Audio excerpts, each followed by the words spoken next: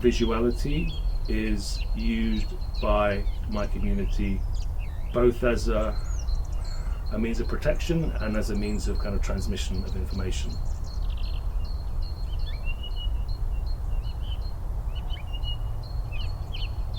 I decided to explore this idea of Romany visuality through my artwork.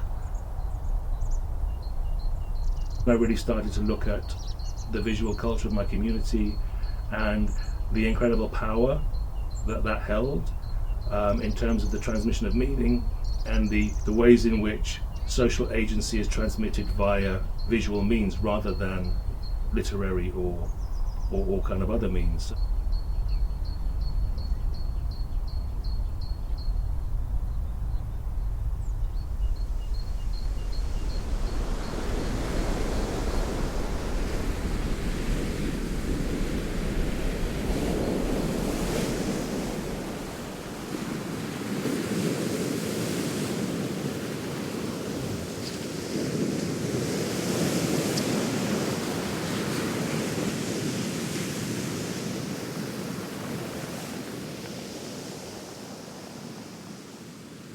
My name is Daniel Baker. I'm an artist. I'm from a Romany community in Kent, just outside of London.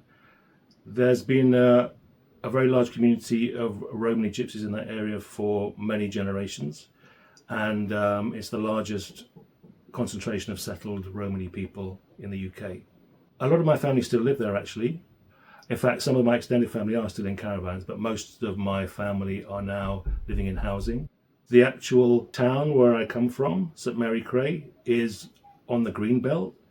And the Green Belt in the UK are areas of rural land which surround cities, which were by law maintained in order to kind of stop the exponential growth of urbanism, really. There's this ring of farms and countryside around London, and this is part of that area. As well as it being a kind of liminal space in between the rural and the urban, it's also very much a space where Roma occupy a kind of liminal position as well. So this idea of being kind of on the edge of society, but at the same time surrounded by society, surrounded by kind of an oppression, is a very kind of potent idea for me. This idea of at once being outside of something, but also being in the middle of it. That kind of shape-shifting possibility in terms of thinking about a culture I find really interesting. I think I try to get some of that across in my work.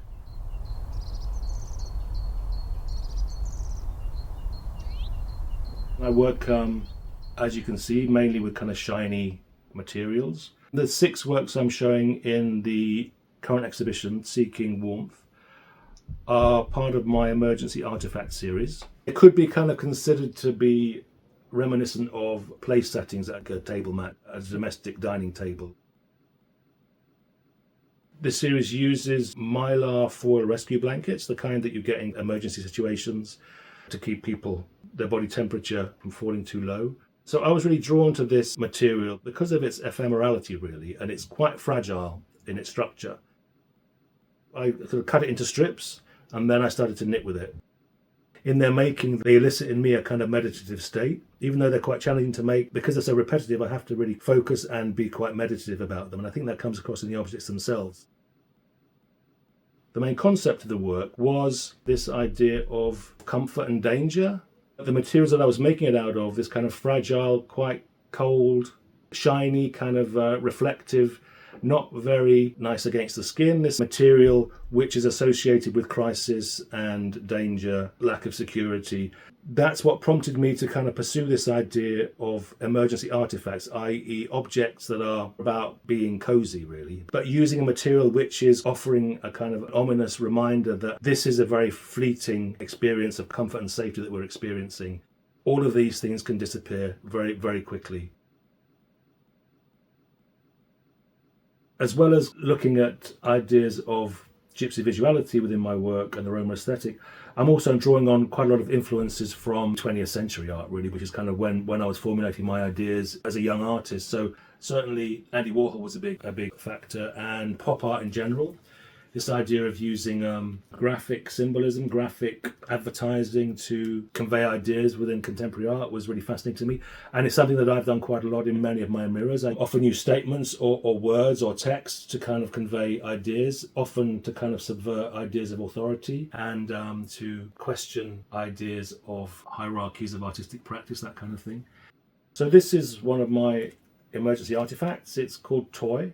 I think this is quite a good example of influences beyond the kind of Roma aesthetic. Although it very much embodies the Roma aesthetic, it also has other contemporary art strands.